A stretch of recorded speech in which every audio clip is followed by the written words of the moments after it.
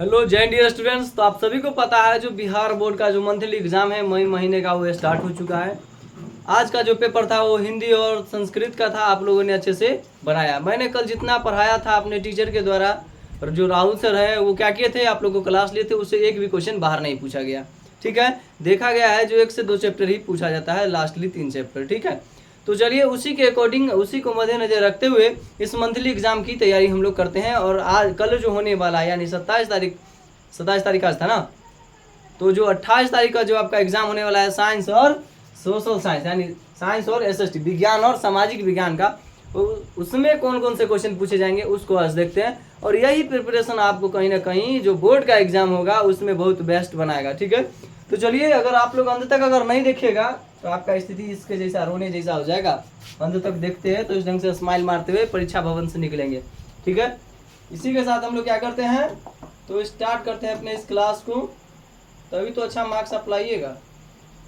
बिना पढ़े हुए आज तक किसी भी व्यक्ति का अच्छा मार्क्स नहीं आया है, इसलिए मेहनत तो करना पड़ेगा। ठीक है, तो इसमें साइंस और सोशल साइंस का पूरा कंप्लीट मिश्रण है, और जो आज बताएंगे वही क्या होगा वहां पर आने वाला है, इसलिए अंत तक देख लीजिएगा। ठीक है, तो चलिए स्टार्ट करते हैं। पहला क्वेश्चन क्या है, बोला है निम्न में से, क्या पूछा है, निम्न में से कौन सा अयस्क का एक प्रकार है। तो अयस्क का जो एक प्रकार है कौन है, हेमाटाइट। हम क्या करते हैं, जल्दी जल्दी खत्म करते हैं। क्या करते हैं, बिना कोई जो आंसर सही है उसको याद करते हुए आपको चलना है, जल्दी खत्म करेंगे ना। तो हेमाटाइट है। अगला क्वेश्चन, निम्न में से कौन सा भारत का पहला स्वदेशी प्रयास से बना हुआ परमाणु विद्युत केंद्र है। ठीक है, तो इसका हो जाएगा क्या, कलपक्का परमाणु विद्युत केंद्र। क्या होगा, कलपक्का परमाणु विद्युत केंद्र। सारा क्वेश्चन हम लोग करेंगे, इससे एक क्वेश्चन अगर बाहर बोर्ड में पूछ लेगा तो फिर बोलिएगा। ठीक है, क्या क्वेश्चन, हिमाचल प्रदेश के मणिकरण में किस प्रकार का ऊर्जा संयंत्र है। तो भूतापीय ऊर्जा संयंत्र है। कौन सा ऊर्जा संयंत्र है, तो भूतापीय। ठीक है, अगला क्वेश्चन, प्राकृतिक गैस किस खनिज के साथ पाया जाता है। तो याद रखिएगा, प्राकृतिक गैस पेट्रोलियम खनिज के साथ पाया जाता है। अगला, निम्न में से कौन सा जीवाश्म ईंधन है। तो इनमें से सभी पेट्रोलियम, कोयला और प्राकृतिक गैस क्या है, जीवाश्म ईंधन है, मतलब जमीन के द्वारा निकलता है। ठीक है, अगला क्वेश्चन पर आते हैं हम लोग।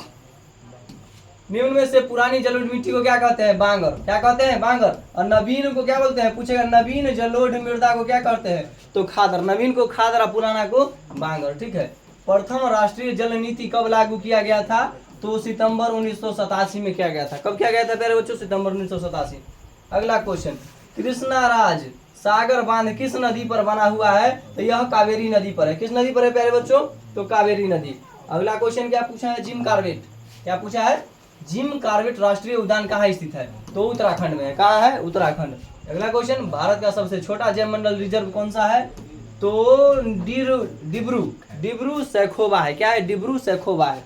अगला क्वेश्चन, क्यूनाइन का उपयोग होता है। क्यूनाइन, हालांकि यहाँ पर क्यूनाइन बोला गया है लेकिन कुनैन होता है। ठीक है, तो कुनैन का उपयोग किस चीज में होता है, तो मलेरिया में। किस चीज में होता है, मलेरिया में होता है। अगला, कैगा परमाणु विद्युत गृह किस राज्य में स्थित है। कैगा की बात किया है तो कैगा कर्नाटका में हो जाएगा। कहाँ हो जाएगा, कर्नाटका में हो जाएगा। ठीक है, अगला स्लाइड में चलते हैं। चलिए सारा क्वेश्चन टकाटक जल्दी जल्दी कंप्लीट करेंगे। अगला क्वेश्चन पर हम लोग आ चुके हैं। अगला क्वेश्चन है, भारत के किस राज्य में सौर ऊर्जा की विकास की सर्वाधिक संभावना है, तो वो है गुजरात। राजस्थान। कहाँ है, तो गुजरात और राजस्थान दोनों है। ठीक है, याद रखिएगा, तो इसमें गुजरात नहीं है तो राजस्थान हो जाएगा। अगला क्वेश्चन, भारत में कितने सार्वजनिक क्षेत्र में तेल का परिष्करण केंद्र कार्य कर रहे हैं, तो क्या हो जाएगा, 18। कितना हो जाएगा प्यारे बच्चों, तो 18। जल्दी जल्दी देखिएगा और समझिएगा भी। भारत के प्रथम जल विद्युत संयंत्र किस की स्थापना कहाँ की गई थी, तो दार्जिलिंग में। कहाँ किया गया था, दार्जिलिंग में। अगला देखते हैं, ये एग्रीकल्चर से सवाल जो वहां पर पूछा जाएगा, कृषि से। निम्न में से कौन सा भारत का सर्वाधिक चाय निर्यातक पतन है, तो ये आपका हो जाएगा कोलकाता। पतन मतलब होता है कहाँ, जहां से क्या होता है, कोई समुद्री जहाज, बहुत बड़ा बड़ा समुद्री पोत जहाज रुकता है, वहां से सामान लोड होकर के जाता है फिर आता है, तो क्या है, कोलकाता बंदरगाह।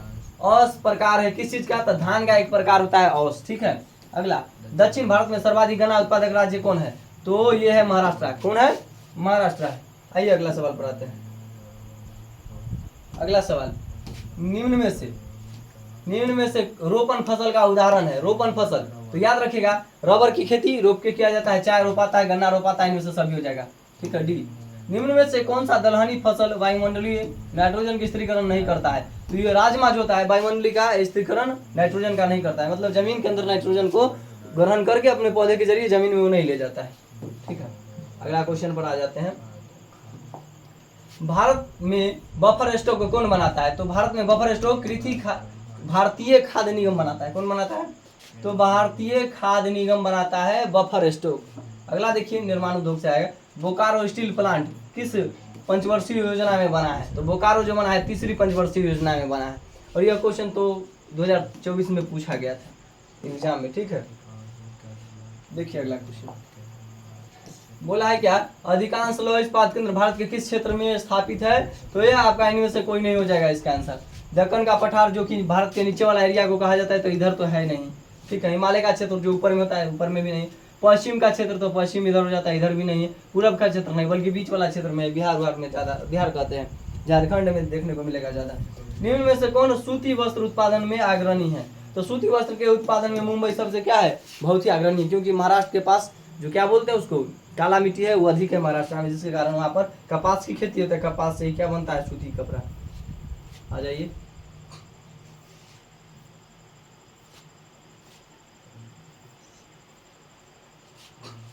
देखिए क्वेश्चन क्या बोला है, विशेष वरैया आयरन एंड स्टील लिमिटेड कहाँ स्थित है? तो यह भद्रावती में। कहाँ? भद्रावती। अगला, ब्रिटेन के सहयोग से कहाँ लौह इस्पात उद्योग बनाया गया? ब्रिटेन के सहयोग से, तो दुर्गापुर में। अगला, हुगली औद्योगिक प्रदेश का केंद्र है, तो कौन है? तो हुगली, तो कोलकाता हावड़ा है। क्या है? कोलकाता और हावड़ा है। ठीक है, अगला है, भारत का पहला सीमेंट संयंत्र कहाँ स्थापित हुआ था? तो चेन्नई में हुआ था। कहाँ हुआ था? चेन्नई। सारा जल्दी जल्दी खत्म कर लेंगे क्योंकि आपका एग्जाम भी है कल, सोना भी है टाइम से। अगला देख लीजिए, भारत का बर्किंघम किस शहर का को कहा जाता है? तो बर्किंघम की बात करें जमशेदपुर। निम्न में से कौन कृषि आधारित उद्योग नहीं है? तो कृषि पर आधारित उद्योग कौन नहीं है? सीमेंट उद्योग कृषि पर आधारित उद्योग नहीं है। अगला क्वेश्चन में आइए,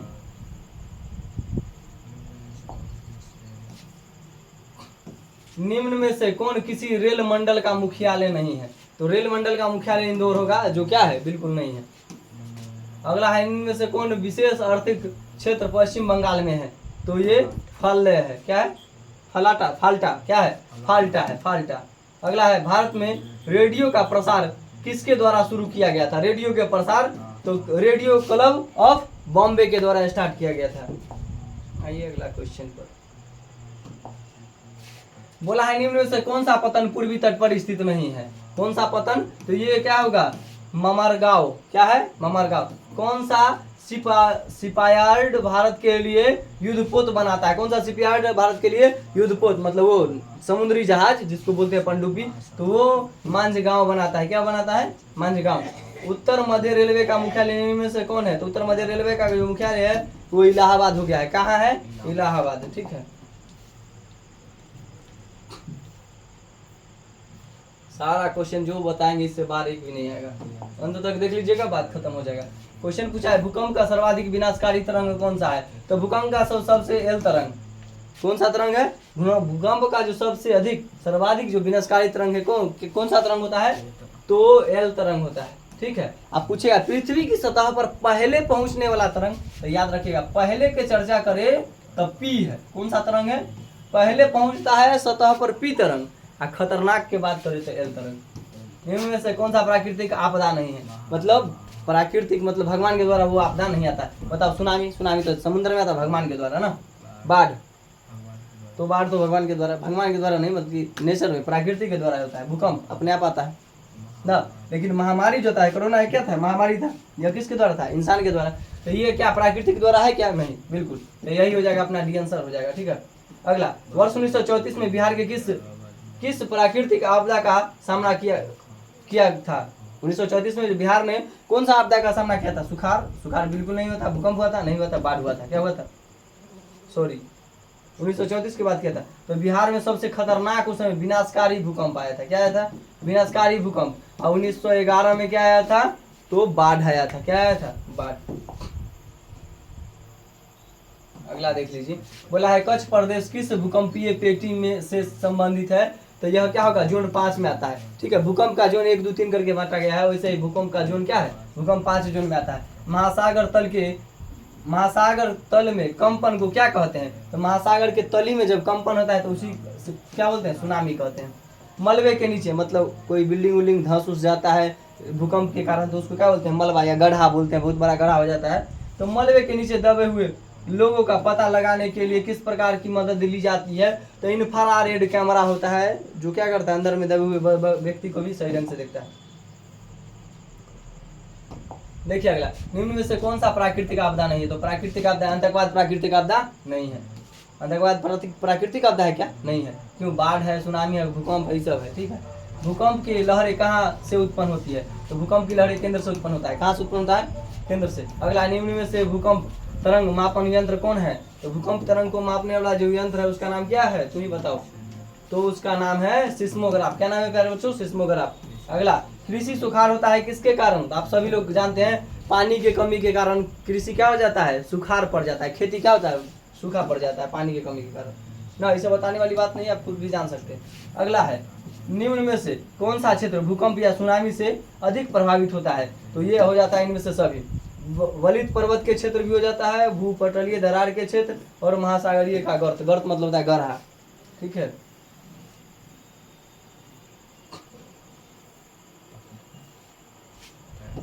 देख लीजिए, बिहार का कौन सा भाग सर्वाधिक बाढ़ प्रवण है? तो कौन सा है? तो उत्तरी बिहार। उत्तरी बिहार में हम लोग आते हैं। ठीक है। गुजरात में भयंकर भूकंप कब आया? तो 2001 में गुजरात में सबसे खतरनाक भूकंप आया था। अगला है, रिक्टर पैमाना के प्रत्येक इकाई के बाद भूकंप की गहनता में कितनी वृद्धि होती है? तो भूकंप की गहनता में कितनी वृद्धि होता है? तो 10 गुना। कितना गुना? 10 गुना होता है। अगला देख लीजिए, निम्न में से किस नदी को बिहार का शोक कहा जाता है? तो कोसी नदी को बिहार का क्या कहा जाता है? शोक कहा जाता है। अगला है, बिहार में किस वर्ष सबसे भयंकर सुनामी आया था? भूकंप आया था? तो 1934 में क्या हुआ था? भूकंप आया था, बहुत खतरनाक। और 1911 में क्या आया था? तो बाढ़ आया था। निम्नलिखित में से कौन राज्य चक्रवातीय तूफान में सर्वाधिक प्रभावित है? तो ये क्या हो जाएगा? उड़ीसा। क्या हो जाएगा? उड़ीसा। आइए अगला सवाल देखते हैं। अगला क्या है, निम्न में से कौन प्राथमिक उपचार का उपकरण है? तो प्राथमिक उपचार का क्या है? बैंडेज और टेप। जब कोई व्यक्ति को अगर कहीं टूट फूट हो जाता है, एक्सीडेंट हो जाता है, उसको बैंडेज और टेप मार दिया जाता है। तो इसको बोलते हैं क्या? First aid. क्या बोलते हैं? फर्स्ट। फर्स्ट मतलब क्या होता है? पहला। फर्स्ट मतलब पहला। पहला मतलब एगो। एक पहला मतलब एक क्या होता है? तो एक। तो एगो प्लस लिखल रहता है तो उसको डॉक्टर के चिन्ह मतलब मेडिकल शॉप में देखिएगा प्लस लिखल रहेगा। फर्स्ट एड मतलब उपचार। फर्स्ट एड का मतलब क्या होता है? उपचार। अगला है, आसवन बांध किस नदी पर बना हुआ है? नील नदी। किस नदी पर? आसवन बांध किस नदी पर? नील नदी। रिक्टर पैमाना का उपयोग किस आपदा में होता है? बताओ। रिक्टर पैमाना भूकंप में। रिक्टर स्केल या रिक्टर पैमाना भूकंप की तीव्रता को मापा जाता है। ठीक है। भूकंप का पहले संभावना पता किया जाता है कब आने वाला है। बोला है, पूर्वी बिहार में प्रायः किस आपदा से ग्रसित रहता है? तो किससे रहता है? बाढ़ से। किससे? कौन सी नदी बंगाल का शोक के रूप में जाना जाता है? दामोदर नदी। गंगा नदी का ही नाम बंगाल में क्या होता है? दामोदर। इसको ही बाढ़ के नाम से जाना जाता है। अगला क्वेश्चन देख लीजिए, महासागर के तल में होने वाले कंपन का संबंध। कंपन का संबंध है किससे? तो सुनामी से। जब महासागर के तली में कंपन होगा तो उसको क्या बोलते हैं? सुनामी बोलते हैं। क्या बोलते हैं? सुनामी बोलते हैं। आइए आगे देखते हैं सवाल। सारा मिश्रण वाला सवाल है। प्रकाश के परावर्तन के कितना नियम? 2 नियम है। कितना नियम है? अगला है, एक प्रकाश की किरण एक समतल दर्पण पर लंबवत आपतित होती है तो परावर्तन कोण कितना का मान क्या हो जाएगा? 0 डिग्री। देख लो यहाँ पर, लंबवत मतलब क्या होता है? लंबा। लंबवत मतलब लंबा मतलब सीधा। प्रकाश की किरण के बारे में आप लोगों ने क्या पढ़ा है? जब कोई किरण सीधी रेखा से अगर आता है 90 डिग्री लंबवत अगर आएगा तो जाएगा तो इसी ना जाएगा। तो कितना डिग्री का कोण बनेगा? 0 डिग्री का। अगर मान लीजिए ऐसे आता है, ऐसे जाएगा तब ना कुछ डिग्री का, 30 डिग्री, 40 डिग्री, 20 डिग्री का कोण बनेगा। इना में तो आया सीधा सीधा गया 0 डिग्री का कोण। सिंपल। अगला क्वेश्चन पढ़ लीजिए। अगला क्वेश्चन क्या बोला है? एक अभिसारी किरण पुंज समतल दर्पण पर आपतित होती है। मतलब एक अभिसारी किरण पुंज है समतल दर्पण पर क्या होता है? समतल दर्पण पर अभिसारी किरण पुंज आता है तो परावर्तित किरण पुंज होगा। ये परावर्तित जो किरण पुंज है, ये जो जा रहा है, यह किरण पुंज कौन होगा? इसका देखिए आंसर आगे। ये रहा इसका ऑप्शन। इधर गया 40। ये रहा है, यही ना होगा? नहीं रे, एक बार चेक कर लेते हैं। क्वेश्चन नंबर 3 का होना चाहिए। तो अपसारी वो ऑप्शन में कटा हुआ है। जब आगे 3 के साथ 4 आएगा तो उसमें देख लीजिएगा। ठीक है। चलिए अगला देख लेते हैं।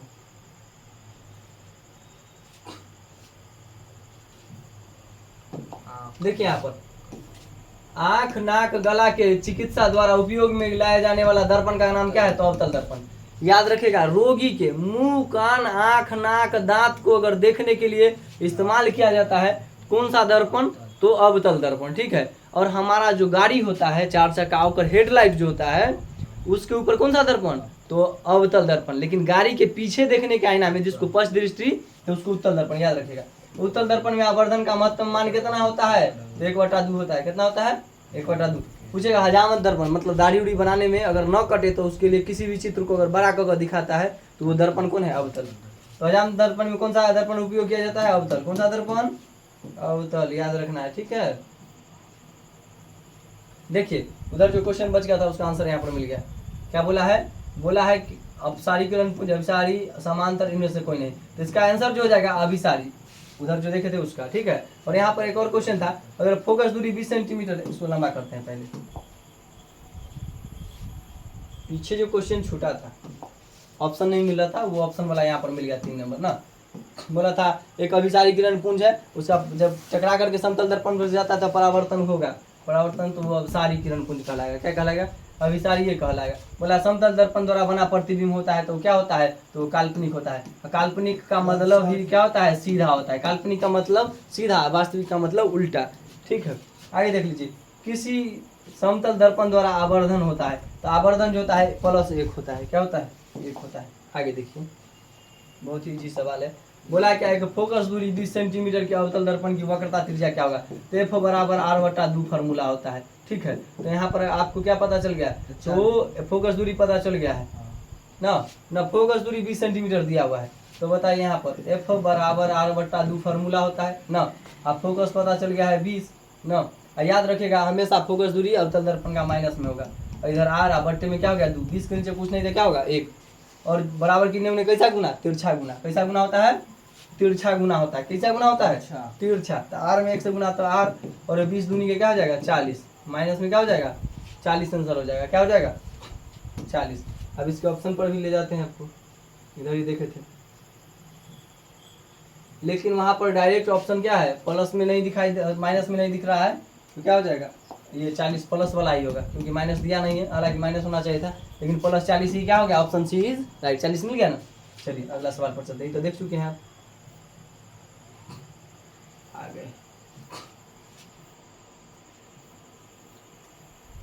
चलिए देखिए, बोला है किसी वस्तु का अवतल दर्पण द्वारा बना प्रतिबिंब आभासी सीधा तथा वस्तु से बड़ा पाया जाता है।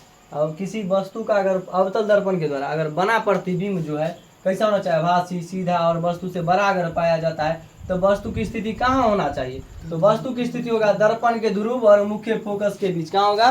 दर्पण के ध्रुव और मुख्य फोकस के बीच। अगला है अवतल लेंस द्वारा प्राप्त प्रतिबिंब कैसा होता है? सीधा भी होगा, छोटा भी होगा, आभासी भी होगा। तो अवतल दर्पण ही एक ऐसा दर्पण है जिसमें सभी प्रकार का प्रतिबिंब बनता है। कैसा प्रतिबिंब बनता है? सभी प्रकार का प्रतिबिंब बनता है। याद रखना है आपको।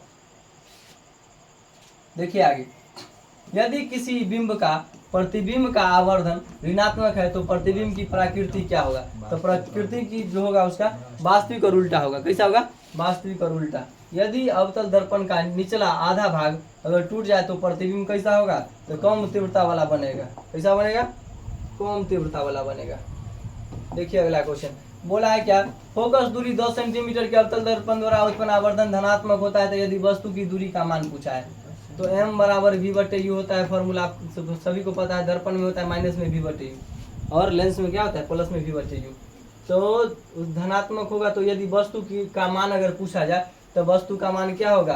10 सेंटीमीटर से अधिक, 10 सेंटीमीटर फोकस दूरी के अवतल दर्पण। तो वस्तु का मान हमेशा क्या होगा? तो 10 से अधिक, 20 से अधिक, 10 से कम होगा। क्या होगा? 10 से कम। ऋणात्मक की बात होता है तो क्या होगा? 10 से कम। क्या होगा? 10 से कम। अगला, फोकस से ध्रुव की ओर आने पर अवतल दर्पण में आवर्धन का मान क्या होता है? तो बढ़ता है। अगर फोकस दूरी से क्या होगा? फोकस से ध्रुव की ओर अगर जाते हैं, देखिए ये अवतल दर्पण हो गया, यहाँ पर होता है फोकस दूरी और ये हो गया आपका ध्रुव। तो फोकस से जब ध्रुव की ओर जाते हैं, फोकस से ध्रुव की ओर आने पर अवतल दर्पण का आवर्धन क्या हो जाता है? तो बढ़ जाता है। क्या हो जाता है? बढ़ जाता है। आगे देखिए, एक अवतल दर्पण के प्रधान अक्ष पर चलती चींटी का प्रतिबिंब सीधा है तथा बढ़ता जा रहा है तो चींटी की गति का दिशा क्या होना चाहिए? तो यह फोकस से ध्रुव की ओर होता है। कहाँ होता है? फोकस से ध्रुव की ओर।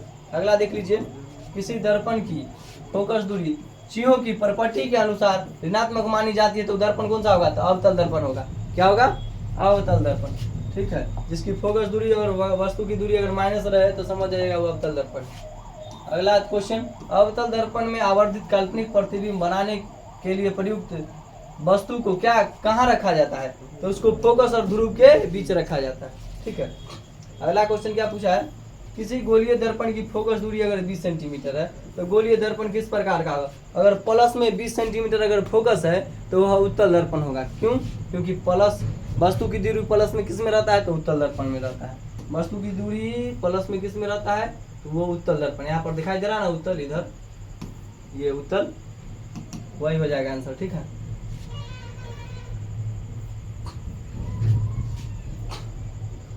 देखिए क्वेश्चन बोला है प्रकाश के अपवर्तन का कितना नियम है? तो प्रकाश के अपवर्तन के भी दो नियम, परावर्तन के भी दो और अपवर्तन के भी दो। बोला किसी माध्यम में अपवर्तनांक का मान क्या होता है? तो साइन आई बटा साइन आर। क्या होगा? साइन आई बटा साइन आर। यहाँ पर देखिए उल्टा भी दे दिया तो ऐसा नहीं होगा। ठीक है, लेंस की क्षमता का ऐसा मात्रक क्या होता है? तो डाइऑप्टर। क्या होता है? डाइऑप्टर या m के पावर -1 याद रखना है। ठीक है, आगे चलिए। अवतल लेंस में आवर्धन बराबर होता है तो अवतल लेंस में जो आवर्धन बराबर होता है प्लस में v बटी यू, आपको अभी बताए थे। और लेंस में होगा माइनस में, सॉरी यहाँ पर लेंस है ना, और दर्पण में क्या हो जाएगा? माइनस में v बटी यू। अगला देखिए, हीरा का अपवर्तनांक कितना होता है? देखिए एग्जाम में क्वेश्चन बार बार पूछा जाता है। 2.42 हीरा का अपवर्तनांक। निम्नलिखित में से किस लेंस को अपसारी लेंस कहते हैं? क्या कहते हैं? अपसारी लेंस। ए। अवतल लेंस को क्या कहते हैं? अपसारी लेंस कहते हैं। अगला क्वेश्चन पूछा है, विरल माध्यम से सघन माध्यम में जाती हुई किरण मुड़ जाती है तो ये अभिलंब की ओर मुड़ता है। जब ये विरल माध्यम में जा रहा है, ये अभिलंब हो गया, तो अभिलंब की ओर क्या होगा? ये झुक जाता है। क्या हो जाता है? झुक जाता है। और फिर अगर ये विरल सघन से अगर विरल में निकलना चाहता है तो ये भागेगा, अभिलंब से तब क्या होगा? दूर भागता है। ठीक है, निम्नलिखित में से किस लेंस की फोकस दूरी धनात्मक? उत्तल लेंस की फोकस दूरी क्या होता है? धनात्मक होता है। आगे चलिए, बोला चीहों की निर्देशांक प्रॉपर्टी में धनात्मक फोकस दूरी किसका होता है? उत्तल लेंस का। सघन माध्यम में विरल माध्यम में गमन करने पर आपतन कोण आई और अपवर्तन कोण आर का संबंध क्या होता है? तो यह जो आर जो होता है वो बड़ा होता है किससे? तो आई से। आर बड़ा होता है किससे? आई से। मतलब आने वाला किरण से निकलने वाला किरण क्या होगा? बड़ा होता है। निर्देशांक की प्रॉपर्टी के अनुसार सभी दूरियां मापी जाता है किस चीज से? तो ध्रुव से, पोल से। पोल मतलब ध्रुव। ठीक है, वहां से मापा जाता है। देखिए उसका आंसर आप लोग को बताया था ना उस समय, क्या बताए थे? बी। उत्तल दर्पण है ना, उस समय बताया था ना, इधर जूम करके इधर कोना वाला, उसका आंसर किया ना यहाँ पर। निम्नलिखित में से कौन सा सूत्र दर्पण सूत्र है? क्या पूछा है? दर्पण सूत्र। तो देखिए दर्पण सूत्र जो होता है 1/v प्लस 1/u बराबर 1/f होता है। तो वही 1/f बराबर 1/v, इसको अगर हम इस ढंग से लिखे 1/v प्लस 1/u बराबर 1/f, और इसी को तो बराबर के पूरा संख्या को इधर ले आइए, अब बाकी बराबर के पूरे संख्या को इधर ले आइए, मान में कोई परिवर्तन नहीं होता है। ठीक है, वही बात है, तो ऑप्शन बी इज राइट हो जाएगा। आगे क्वेश्चन पर चलते हैं। 16 नंबर देख लीजिए। बोला निम्नलिखित में से किस दर्पण द्वारा किसी वस्तु का अभिसारी प्रतिबिंब बन सकता है? तो इनमें से सभी दर्पण के द्वारा अभिसारी प्रतिबिंब बन सकता है, समतल, उत्तल, अवतल सबके द्वारा। अगला क्वेश्चन पर चलते हैं। देखिए, कांच की एक समांतर पट्टिका का श्वेत किरण तिरछी आपतित होती है तो निम्नांकित में कौन प्रथम आवर्धन के साथ घटित होगा? क्या होगा? विचलन के द्वारा। किसके द्वारा? विचलन। अगला है वायु का निरपेक्ष अपवर्तनांक वास्तव में होता है, कैसा होता है? तो 1 से अधिक होगा। वायु का जो निरपेक्ष अपवर्तनांक होता है कितना से अधिक? 1 से अधिक। आप लोग अंत तक देखिएगा ताकि आप लोग को सारा ऑब्जेक्टिव क्लियर हो जाएगा, और कल अच्छा से एग्जाम में लिख के आइएगा, बना के आइएगा। निम्नलिखित में से कौन सा लेंस की क्षमता का मात्रक है? तो लेंस की क्षमता का मात्रक क्या होता है? डायोप्टर या m के पावर -1, याद रखते चलिएगा। प्रकाश की किरण को मुड़ने की क्षमता को क्या कहते हैं? तो लेंस की क्षमता कहते हैं। क्या कहते हैं? लेंस की क्षमता। अगला देखिए, देखिए वायु में अभिसारी लेंस होता है तो क्या होता है? कांच का उत्तल लेंस होता है। क्या होता है? कांच का उत्तल लेंस। जब प्रकाश की किरण हवा यानी विरल माध्यम से कांच यानी संगम माध्यम में जाता है तो वह मुड़ जाता है अभिलंब की ओर। किसकी ओर? अभिलंब की ओर मुड़ जाता है। अगला क्वेश्चन, निम्नलिखित में से किसका आवर्तनांक सबसे कम होता है? सबसे अधिक आवर्तनांक बोले तो हीरा का। सबसे ज्यादा आवर्तनांक किसका होता है? हीरा का। सबसे कम किसका? तो सबसे कम जो होता है वह पानी का होता है। सबसे अधिक हीरा, सबसे कम पानी। जैसे हीरा महंगा होता है, पानी सस्ता होता है, वैसे ही ना। सबसे अधिक आवर्तनांक किसका? तो सबसे अधिक आवर्तनांक किसका होता है? आप ही बताइए। हीरा का, कम पानी का। अगला देखिए, मानव नेत्र में प्रवेश करने वाली प्रकाश की किरणों का अधिकांश अपवर्तन कहाँ से होता है? दृष्टिपटल से। कहाँ से होता है? दृष्टिपटल से। मानव नेत्र में किस प्रकार का लेंस पाया जाता है? उत्तल लेंस। मानव नेत्र में कौन सा लेंस पाया जाता है प्यारे बच्चों? उत्तल लेंस। कौन सा लेंस? उत्तल लेंस पाया जाता है। अगला क्वेश्चन पर चलते हैं हम लोग, फटाफट रिवीजन। अगला देखिए, मानव की आंख में प्रवेश करने वाले प्रकाश की मात्रा को नियंत्रित किया जाता है किसके द्वारा? तो पुतली द्वारा किया जाता है। किसके द्वारा? पुतली के द्वारा। सामान्य नेत्र के लिए दूर बिंदु क्या होता है? तो दूर बिंदु अनंत होता है। क्या होता है? अनंत। आंख की लेंस की वक्रता त्रिज्या नियंत्रित करते हैं किस चीज को? तो पश्चमावी या मांसपेशिया द्वारा। अगला देखिए, निकट दृष्टि दोष। क्या है? निकट दृष्टि दोष को नियंत्रित किस लेंस के द्वारा हटाया जाता है? निकट का दिखाई देगा, दूर का नहीं। तो दूर के देखने के लिए अवतल लेंस। किसका लेंस? अवतल लेंस। अगला है दूर दृष्टि दोष वाला नेत्र साफ साफ देख सकता है। तो दूर दृष्टि दोष है ना, तो कहाँ देखेगा? तो दूरे के बड़ा दिखाई देगा। निकट दृष्टि दोष है तो निकटे के, और दूर दृष्टि दोष है तो दूरे के दिखाई देगा। तो दूर दृष्टि दोष में कौन सा दिखेगा? तो दूर का चीज दिखेगा, तो दूर की वस्तुएं दिखाई देगा। निकट दृष्टि दोष में निकट का दिखाई देगा। अब कहाँ का नहीं दिखेगा? तो निकट दृष्टि दोष है तो निकट का दिख गया, तो दूर का नहीं दिखेगा। और दूर दृष्टि दोष है तो दूर का दिख रहा है, निकट का नहीं। तो दूर का अगर नहीं दिखता है तो अवतल लेंस, और निकट का नहीं दिखता है तो उत्तल लेंस का इस्तेमाल किया जाता है ठीक करने के लिए, ताकि साफ साफ दिखे ना। आते हैं सवाल पर। बोला है एक साधारण प्रिज्म कितने सतह से घिरा होता है? तो यह 5 सतह से घिरा रहता है। एक साधारण प्रिज्म कितना सतह? 5 सतह। दृश्य प्रकाश में किस प्रकार का तरंगदैर्घ्य अधिकतम होता है? दृश्य प्रकाश में लाल रंग। कौन सा रंग? लाल रंग। अगला, इंद्रधनुष रंगीन क्यों होता है? तो इंद्रधनुष जो रंगीन होता है किसके कारण होता है? आप सभी को पता होगा। तो जल के कण द्वारा नहीं, जल के कण के अवशोषण के कारण नहीं, तो प्रकाश के वर्ण विक्षेपण के कारण होता है। किसके कारण होता है? तो यह प्रकाश के, तो देखिए यहाँ पर है ना, इनमें से कोई नहीं होगा इसका आंसर। क्या होगा? सी। या वायु द्वारा श्वेत प्रकाश के वर्ण विक्षेपण के कारण। हाँ, सी हो जाएगा इसका। देख लीजिए ध्यान से, यहाँ पर क्या है? वायु द्वारा श्वेत प्रकाश के वर्ण के विक्षेपण के कारण होता है। 7 रंग में बट जाता है, जिसके कारण वो क्या हो जाता है? इंद्रधनुष बन जाता है। अब थोड़ा सा केमिस्ट्री वाला आ गया, जिसको देख लीजिए। क्या बोला है? खड़िया का रासायनिक सूत्र क्या होगा? तो CaCO3 कैल्शियम कार्बोनेट, खड़िया का सूत्र। संगमरमर का सूत्र बोलेगा तो यही, चूना पत्थर का सूत्र बोलेगा तो यही सूत्र है। ठीक है। अगला है ग्लूकोज का सूत्र, रासायनिक सूत्र C6H12O6। C6H12O6 ये ग्लूकोज का है। और C6H12 और O11 चीनी का होता है। किसका होता है? चीनी का, याद रखना है। आगे चलिए। बोला है काली चूना का रासायनिक सूत्र। किसका? काली चूना का, CaO क्या होता है? Calcium oxide. निम्नलिखित में से कौन सा समीकरण संतुलित है? तो क्या होगा? MgO2 बराबर MgO। ये क्या है? संतुलित है। क्या है? सॉरी, ये नहीं होगा संतुलित। संतुलित में दोनों तरफ का बैलेंसिंग जो परमाणु की संख्या बराबर होना चाहिए। देखिए ZnH2SO4 फिर ZnH2SO4H2। क्यों? देखिए यहाँ पर Zn अकेले है, यहाँ भी Zn अकेले। SO4 यानी इसके परमाणु संख्या O का क्या है? 4 है, तो यहाँ भी SO4 ना। यहाँ पर H2 है तो यहाँ भी H2 है, यानी दोनों तरफ परमाणु की संख्या क्या है? बराबर, तो इसलिए संतुलित है। निम्नलिखित में से कौन सा समीकरण संतुलित नहीं है? तो असंतुलित होना चाहिए। तो असंतुलित ये है, डी नंबर। ठीक है। अब कैसे किया जाता है उसके लिए स्पेशल वीडियो आएगा, तो उसमें आपको पता चल जाएगा। देखिए बोला है क्या? Zn plus CuSO4 arrow ZnSO4 plus Cu। तो इसमें क्या हो गया है? ऊपर दी गई रासायनिक अभिक्रिया में किस प्रकार की रासायनिक अभिक्रिया है? तो इसमें क्या हो जाएगा? यह जो अभिक्रिया है विस्थापन अभिक्रिया है। Zn क्या कर दिया है? Cu का जगह ले लिया है।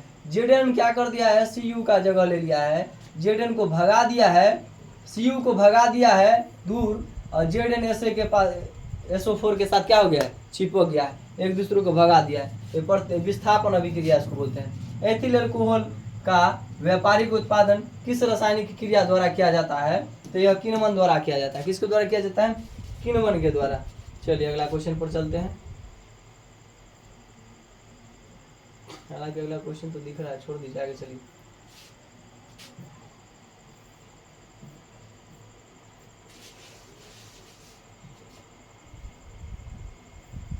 उसका था क्या था, ये कह रहा था ना मैंने तो। आगे देख लीजिए, यहाँ पर प्रकाश संश्लेषण के लिए दृश्य प्रकाश के स्पेक्ट्रम में सबसे प्रभावी रंग कौन सा होता है? लाल रंग। लाल रंग का तरंगदैर्घ्य सबसे अधिक और विचलन क्या होता है? कम होता है। ठीक है। और तरंगदैर्घ्य का जो एसआई मात्रक होता है एंगस्ट्रम होता है। तरंगदैर्घ्य को किसमें मापते हैं? एंगस्ट्रम में, इस ढंग से। ठीक है, ए के ऊपर रहेगा गोल थोड़ा सा, इसको एंगस्ट्रम का संकेत बोलते हैं। श्वेत प्रकाश में वर्ण विक्षेपण उत्पन्न होता है किसके कारण? प्रिज्म के कारण। श्वेत प्रकाश को अगर 7 रंग में बांटना है तो सबसे पहले लाना पड़ेगा आपको प्रिज्म। जब इसमें श्वेत प्रकाश को प्रवेश कीजिएगा तो यह 7 भाग में बढ़ जाता है, जिसको हम लोग क्या कहते हैं? बैजानी हापी नाला भेबजियोर ना, 7 रंग में बढ़ जाएगा।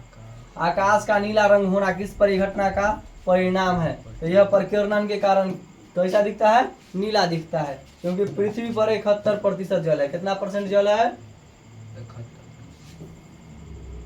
और पानी कितना है? 29%। हालांकि बीच में बढ़ गया है, 72 हो गया है, 28 हो गया है। प्रकाश का न्यूनतम तरंगदैर्घ्य कितना होता है? 380 nm होता है, नैनोमीटर। ठीक है। अगला है, ओजोन परत में किस हानिकारक विकिरण से पृथ्वी की सुरक्षा करता है? तो यह परावैंगनिक किरण से सुरक्षा करता है। एक जगह दक्षिण अफ्रीका में फट गया था, जिसके कारण वहां के लोगों को स्किन कैंसर होने लगा था, त्वचा कैंसर जिसको बोलते हैं हम लोग। आगे देखिए, वायुमंडल में प्रकाश का कौन सा रंग अधिक परिकिरणित करता है? तो नीला रंग सबसे अधिक फैलेगा और विचलन कम होगा इसका। विचलन इसका अधिक, तरंगदैर्घ्य कम, और तरंगदैर्घ्य लाल का अधिक और विचलन कम होता है। कुछ बादलों का रंग उजला क्यों होता है? तो वह परिकिरणन के कारण होता है, बादलों का रंग उजला। ठीक है। अगला देखिए, क्या बोला है? कैथोड किरण में क्या उपस्थित रहता है? कैथोड किरण में क्या उपस्थित रहता है? तो इलेक्ट्रॉन रहता है। कैथोड किरण में पूछेगा क्या उपस्थित रहता है? इलेक्ट्रॉन। 2024 में पूछा है, देख लीजिए ध्यान से। बोला निम्नलिखित पदार्थों का चालक है, तो बताइए एल्युमिनियम चालक है कि नहीं? एल्युमिनियम चालक है, बिजली जाएगा ना इससे, तो ये क्या हो गया? चालक। अवरक में बिजली जाएगा? अवरक मतलब होता है क्या? अबीर, उसमें जाएगा? नहीं जाएगा। कांच मतलब क्या होता है? शीशा में जाएगा क्या? चीनी मिट्टी में जाएगा बिजली? नहीं जाएगा। एल्युमिनियम में जाएगा, इसलिए वो क्या हो गया? चालक। बोला है धात्विक चालक पदार्थ के अंदर किस कण की गति पर आश्रित है? तो उसमें जो गति जो होता है इलेक्ट्रॉन का होता है। धात्विक अगर चालक तार है, कोई धातु का है, तो उसमें क्या जाएगा? इलेक्ट्रॉन जाएगा, वही ना चलता है, इलेक्ट्रॉन ही ना चलता है।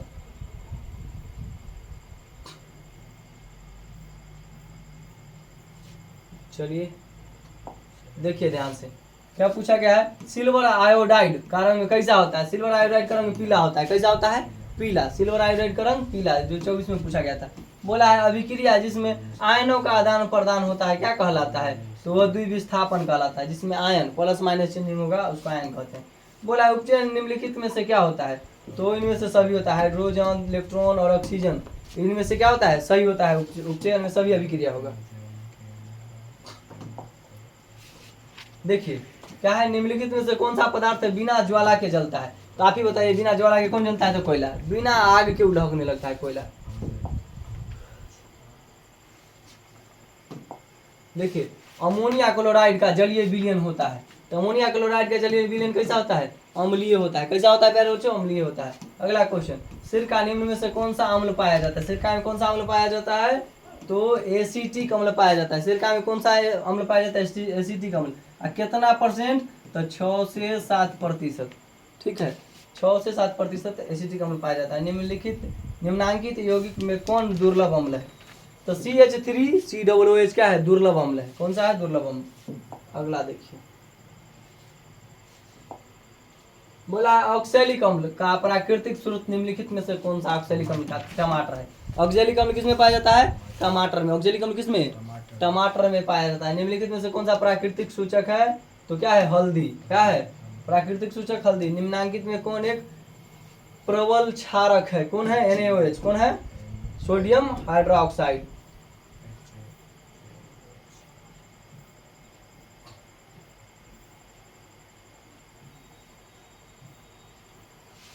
देखिए आगे, बोला है सभी अम्ल जल में घुल करके क्या प्रदान करते हैं? तो हाइड्रोजन आयन प्रदान करते हैं। यह किसका नियम था? किसका? बोला सभी अम्ल जल में घुल करके H+ आयन देता है। यह आर्हेनियस का नियम था। किसका नियम था? आर्हेनियस का। आर्हेनियस क्षार के लिए बोला था OH- देगा। निम्नलिखित में कौन सा पदार्थ का जलीय विलयन नीले लिटमस लाल पत्र को लाल कर देता है? तो अम्ल क्या कर देता है? नीले लिटमस पत्र को क्या कर देता है? लाल। और क्षार क्या कर देता है? नीले लिटमस पत्र को क्या कर देगा? तो पीला कर देता है। लाल पीला, हाँ पीला कर देता है। देखिए यह 2023 में पूछा गया था। आप लोग को इसके लिए तो बताए भी थे शॉर्ट्स वीडियो में, याद कर लीजिएगा। शल्य चिकित्सा में टूटी हड्डियों को जोड़ने के लिए प्रयुक्त होने वाला रासायनिक पदार्थ क्या होता है? Plaster of Paris. क्या होता है? Plaster of Paris. CaSO4 × ½ formula होता है उसका। हमारे शरीर का pH+ कितना बीच कार्य करता है? तो 7 से 7.8 के बीच हमारा शरीर का pH+ काम करता है। ठीक है, देखिए निम्नलिखित में से किसके द्वारा औद्योगिक क्षेत्र में अम्ल वर्षा होता है? तो सल्फर डाइऑक्साइड के द्वारा क्या होता है? अम्ल वर्षा होता है। किसी भी उदासीन विलयन का pH मान कितना होता है? उदासीन विलयन का pH मान 7 होता है। पानी क्या होता है? उदासीन होता है, इसका pH मान 7 ना, खट्टा ना करवा कुछ भी नहीं। निम्नलिखित में से कौन सा आयन लाल लिटमस पत्र को क्या कर देगा? नीला। तो OH-, क्योंकि OH- को ही क्या बोलते हैं? क्षार कहते हैं। चलिए आते हैं आगे। देखिए निम्नांकित में कौन सा सबसे सबल अम्ल है? क्या पूछा है? सबल। तो HI। ठीक है, शुद्ध जल का pH मान कितना होता है? 7 होता है ना। pH मान के लिए एक स्ट्रक्चर दिखा देते हैं आपको। देखिए अगर कोई चीज का अगर मान अगर 0 है तो उदासीन, 7 है, क्या है? 7 है तो क्या हो जाएगा? उदासीन हो जाएगा। तो उसमें न खट्टापन न कड़वापन कुछ भी नहीं रहेगा, उदासीन रहेगा, न मीठा कुछ भी नहीं। और 7 से जैसे इधर आ गया, जैसे कि 6, 5, 4, 3, 2, तो ये खट्टा कहलाएगा। क्या कहलाएगा? खट्टा। खट्टा को हम लोग क्या कहते हैं? अम्ल कहते हैं। क्या कहते हैं? और 7 से कम किसी का pH मान है तो क्या कहलाएगा? अम्ल। और 7 से जैसे अधिक 8, 9, 10, 11, तो इसे क्या कहलाएगा? क्षार। क्या कहेंगे? क्षार। इसका स्वाद होता है कड़वा, अम्ल का स्वाद होता है खट्टा। बोला है किस pH मान वाला विलयन सबसे अधिक क्षारकीय होता है? तो pH 11 वाला को सबसे अधिक को क्या होता है? क्षारकीय। सबसे खतरनाक कड़वा लगेगा जोर से।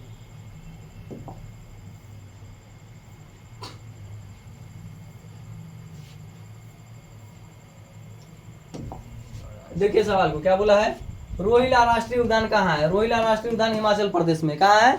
हिमाचल प्रदेश में। अगला है भारत किस खनिज के उत्पादन में विश्व में अग्रणी है? तो अवरक में। अवरक में पूरा दुनिया में भारत क्या है? आगे है। एल्युमिनियम बनाने के लिए किस खनिज का इस्तेमाल किया जाता है? तो बॉक्साइट उसका अयस्क होता है। एल्युमिनियम का अयस्क क्या है? एल्युमिनियम का अयस्क तो बॉक्साइट। एग्जाम में बहुत बार पूछा गया है और 2024 में भी आया। बोला है नहरकटिया तेल क्षेत्र कहाँ स्थित है? नहरकटिया असम में है। कहाँ है? असम में, याद रखिएगा। अगला देखिए निम्न में से कौन नवीकरणीय ऊर्जा का स्रोत है? नवीकरणीय ऊर्जा, सौर ऊर्जा को नवीकरणीय ऊर्जा जो पुनः प्राप्त कर सकते हैं, दोबारा फिर से प्राप्त कर सकते हैं। कोयला को इस्तेमाल एक बार कर लीजिएगा, फिर से मिलेगा क्या? नहीं, तो ये अनवकरणीय हो जाएगा। भाखड़ा नागल परियोजना किस नदी पर बनी हुई है? सतलज। पूछेगा ये क्वेश्चन, भाखड़ा नागल परियोजना किस नदी पर? सतलज नदी पर। भारत का सबसे लंबा बांध कौन सा है? हीराकुंड बांध है। किस नदी पर है? नर्मदा नदी पर है। अगला देख लीजिए, नर्मदा घाटी परियोजना किन राज्य से संबंधित है? तो यह गुजरात, महाराष्ट्र और मध्य प्रदेश, 3 राज्य। GMM याद रखिएगा, GMM। ठीक है न, तो एगो बंदूक का नाम होता है, याद रखिएगा, MMG। एक बंदूक का नाम होता है जिसका नाम क्या होता है? MMG होता है। क्या नाम होता है? MMG।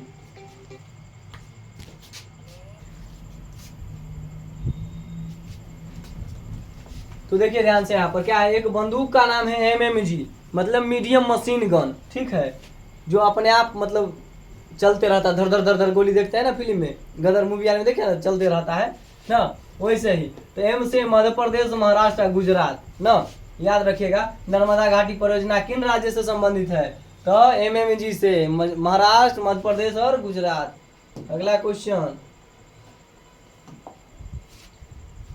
बांध परियोजना की शुरुआत कब हुई थी? तो 1973 में। मतलब बांध बनाना जिससे कि बिजली का उत्पादन, मछली पालन, इस ढंग से बहुत सारा चीज सिंचाई के लिए ये 1973 से स्टार्ट हुआ। पूछेगा काजीरंगा राष्ट्रीय उद्यान कहाँ अवस्थित है? असम में। कहाँ है? असम।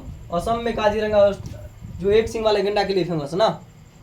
भारतीय वन्य जीव बोर्ड की गठन कब हुआ था? 1952 में। अगला चलिए, अगला देखते हैं। बोला आयुर्वेद के जनक कौन है? तो आयुर्वेद के जो जनक है कौन है? चरक है।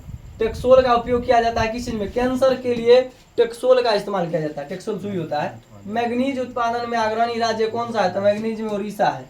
कौन सा राज्य आगे मैग्नीज के उत्पादन में? तो उड़ीसा। उड़ीसा, ठीक है, मैग्नीज के उत्पादन में सबसे आगे है।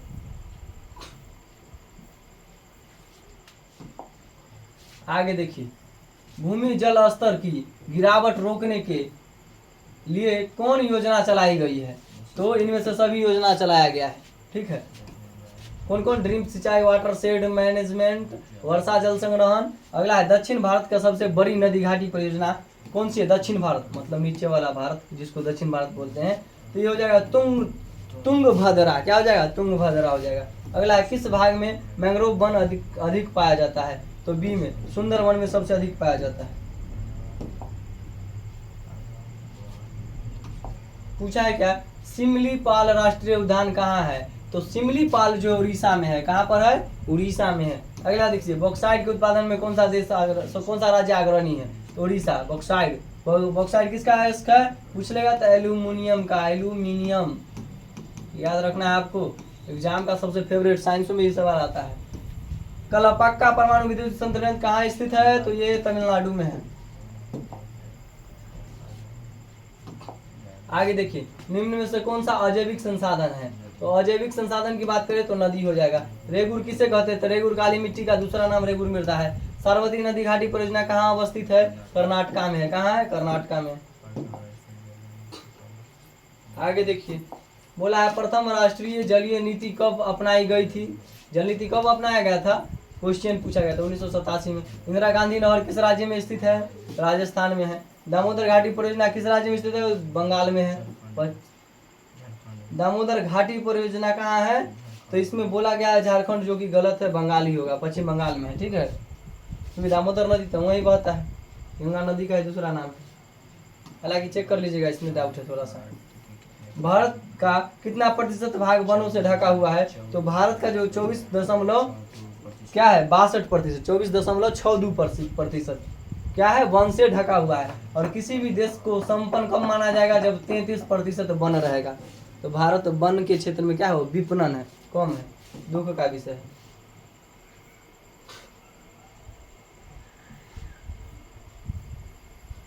अगला देखिए, क्या पूछा गया है? Poverty and on British rule in India नामक पुस्तक किसने लिखा था? तो यह पुस्तक दादा भाई नौरोजी लिखा था। कौन लिखा था? दादा भाई। अगला, निम्न में से किस विधि के अंतर्गत उत्पादित अंतिम वस्तुओं के मूल्य को जोड़कर राष्ट्रीय आय की गणना किया जाता है? तो मूल्य योग विधि द्वारा। किस विधि द्वारा? मूल्य योग विधि द्वारा, ठीक है। अगला देखिए, बोला है क्या? निम्न में से किस देश की मुद्रा रुपया है? तो इन क्या हो जाएगा? इनमें से सभी। भारत का पैसा का नाम क्या है? रुपया। नेपाल के पैसा का नाम रुपया। पाकिस्तान के पैसा का नाम रुपया। रूस के पैसा का नाम रूबल, ठीक है। हालांकि इसमें नहीं दिया गया, पूछा था एक बार एग्जाम में। बचत क्या है? तो जितना कमाते हैं और जितना खर्चा करते हैं उसमें से घटा देंगे तो वही बचत कहलाएगा ना। आय तथा उपभोग के अंतर को, आय मतलब इनकम, इनकम, और उपभोग मतलब खर्चा ना। खर्चा को क्या बोलते हैं? सी मान लीजिए, वही क्या हो जाएगा आपका? बचत, सेविंग ना। ऑप्शन बी इज राइट हो जाएगा। इनमें से क्या शाख पत्र नहीं है? शाख पत्र क्या नहीं है? अधिविकर्षक। अधिविकर्षक क्या है? शाख पत्र नहीं है। चेक क्या है? शाख पत्र लेकर जाइए, पैसा लेकर आइए। बैंक ड्राफ्ट, वो भी क्या है? प्रतिज्ञा पत्र, लेटर लिख कर देना।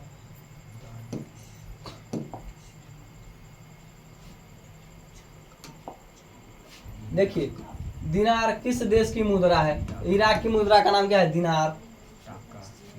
टका किस देश की मुद्रा है? तो टका जो है बांग्लादेश में रुपया को टका बोलते हैं, कुड़ी टका। प्रधानमंत्री नरेंद्र मोदी ने विमुद्रीकरण की घोषणा कब किया था? तो 8 नवंबर 2016 को। पैसा का चेंजिंग ना। अगला देखिए, निम्न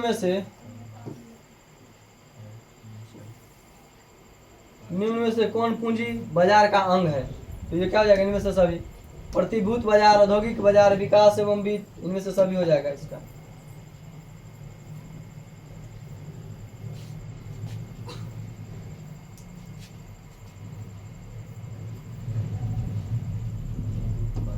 देखिए, औद्योगिक उत्पादनों में गुणवत्ता की सुनिश्चित करने वाले किस मानक चिन्ह का प्रयोग किया जाता है, तो ISI मार्क का।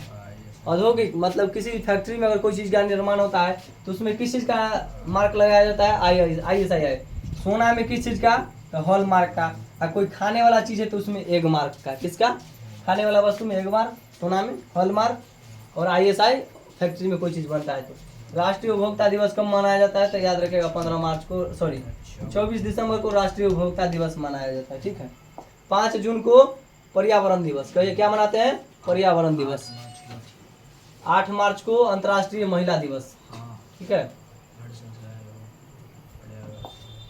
क्वेश्चन पूछा है, पर्यावरण संरक्षण हेतु पहला विश्व शिखर सम्मेलन आयोजित किया गया था कहाँ, 1992 में 5 जून को। इसलिए प्रत्येक वर्ष 5 जून को पर्यावरण संरक्षण के लिए पर्यावरण दिवस मनाते हैं। निम्न में से कौन सा मृदा निर्माण का कारक है, इनमें से सभी, वनस्पति, जलवायु और चट्टान, इन सभी से क्या होता है, हजारों लाखों साल के बाद वो बनता है। ठीक है। आगे देख लीजिए, काली मिट्टी कहाँ पाई जाती है, तो ये महाराष्ट्र में पाया जाता है। कहाँ पाया जाता है, महाराष्ट्र। निम्न में से किसे नवीन जलोढ़ मृदा कहा जाता है, खादर मृदा को नवीन, और नया को क्या बोलते, पुराना को क्या बोलते हैं, बांगर। पुराना को बांगर और नया को, नवीन मतलब नया होता है तो उसको खादर बोलते हैं। और रेगुर मृदा काली मृदा का दूसरा नाम है। ठीक है। यहीं पर इस सेशन को अंत करते हैं। इससे बाहर हालांकि एग्जाम में नहीं पूछा जाएगा, और इस एग्जाम का तो ज़्यादा मतलब कि वो लेवल तक वैल्यू भी नहीं है। नेक्स्ट सेशन में आपको सारा ऑब्जेक्टिव कंप्लीट करा देंगे। मिलते हैं नेक्स्ट वीडियो में। जय हिंद।